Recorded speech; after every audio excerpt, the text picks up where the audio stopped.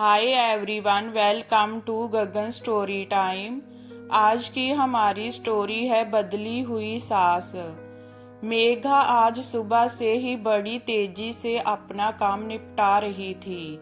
उसके पीछे की वजह भी काफी खास थी।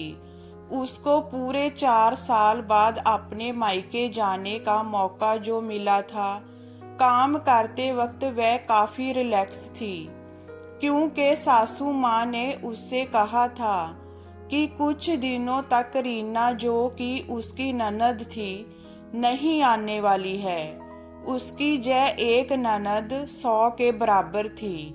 मेघा शादी करके जब घर आई थी, तब रीना को अपनी बहन की तरह प्यार करती थी, क्योंकि उसे खुद की कोई बहन नहीं थी।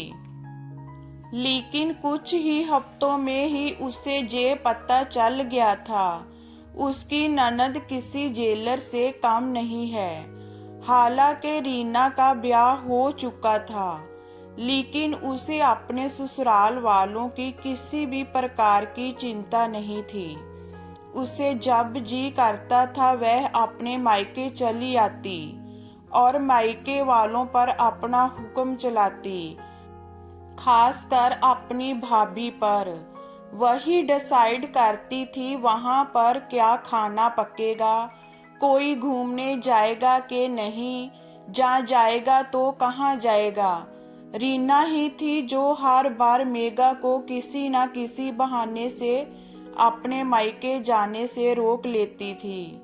लेकिन आज का दिन कुछ अलग था, क्योंकि माँ के कहने पर मेघा के पति ने उसके मायके जाने का इंतजाम कर दिया था।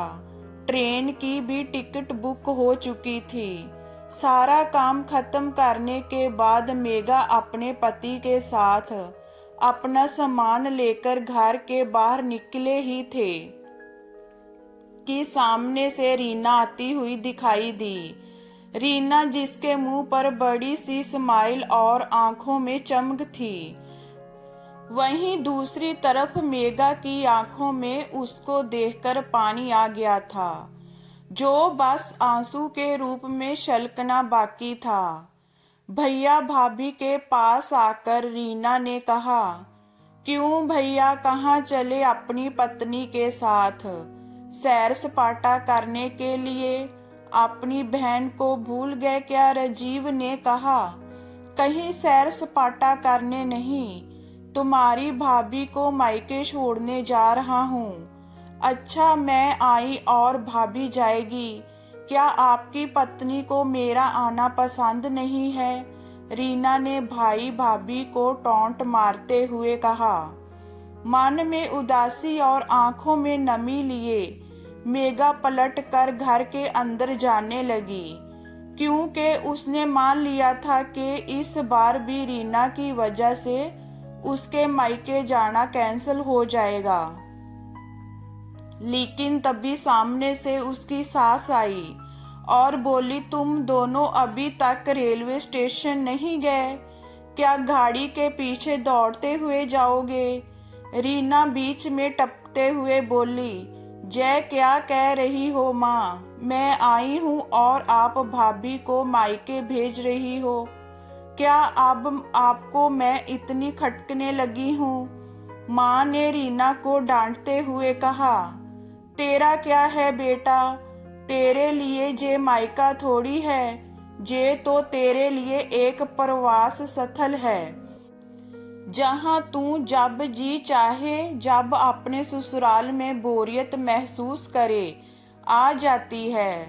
लेकिन वह बेचारी तो ऐसा नहीं करती, बल्कि वह तो जब जाना चाहिए तब भी अपने मायके नहीं जाती। इसीलिए उसका अभी मायके जाना बहुत जरूरी है। मैं तेरे या मेरे या किसी और की वजह से उसका इस बार मायके जाना बिल्कुल रद्द नहीं होने दूंगी। पहले ये बता, तू तो कुछ दिनों के लिए नहीं आने वाली थी ना, फिर कैसे आ गई? मैंने तो ऐसे ही कह दिया था। मैं देखना चाहती थी कि मेरे ना आने से भैया खुश होता है के मुझे बुलाता है। रीना ने कहा, हाँ हाँ क्यों नहीं, कोई बुलाए जा ना बुलाए, पर्यटन स्थल पर तो हर कोई जा सकता है। अब की बार मेरी बहू को उसके मायके जाने दे। बेचारी ने सिर्फ अपने भाई की शादी देखी है और अब तो उसके भाई को बच्चा भी हो गया है। उसका मुंह तक नहीं देखा। उसने उसे भी अपने हिस्से का सुख भोगने दे। माँ ने रीना को फटकारते हुए और मेघा की साइड लेते हुए कहा। अपनी सास के मुंह से अपने लिए ऐसे शब्द सुनकर मेघा की आंखें छलक गई। उसने अपनी सास को गले से लगा लिया। सास ने कहा, बहुत हो गया प्यार, जल्दी जाओ वरना ट्रेन छूट जाएगी। अपनी माँ का बदला हुआ रूप देखकर रीना बहुत हैरान थी। उसे यकीन नहीं हो रहा था कि जय वही माँ है जो उसका हर कहा मानती थी और हमेशा उसका पक्ष लेती थी, चाहे बहू सही हो या गलत।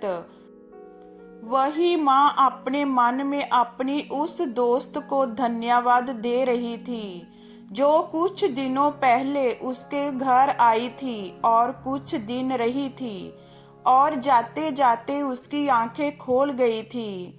सहेली ने उन्हें बताया था कि वह अपनी बेटी का मोह छोड़ दे वरना अपनी बहू और बेटे के मन में अपनी इज्जत खो देगी। बिना सोचे समझे, बिना अच्छे बुरे का विचार किए हर फैसला सिर्फ अपनी बेटी के हिसाब से लेना सही नहीं है। रेलवे स्टेशन पर ट्रेन के डिब्बे में बैठी मेघा के चेहरे पर एक बहुत प्यारी मुस्कान थी, जिसे देखकर अजीब को महसूस हुआ कि जय वह प्यारी मुस्कान है जिसे उसने 4 सालों में देखी नहीं थी। सच ही तो है, मायका महिलाओं के लिए पर्यटन स्थल ही तो होता है जहां वह अपने ससुराल की सारी चिंताएं टेंशन भूलकर कुछ दिन आराम से रह सकती है। तो ये स्टोरी हमारी आपको कैसी लगी हमें कमेंट में बताइए। लाइक कीजिए, शेयर कीजिए एंड वॉचिंग के लिए थैंक यू।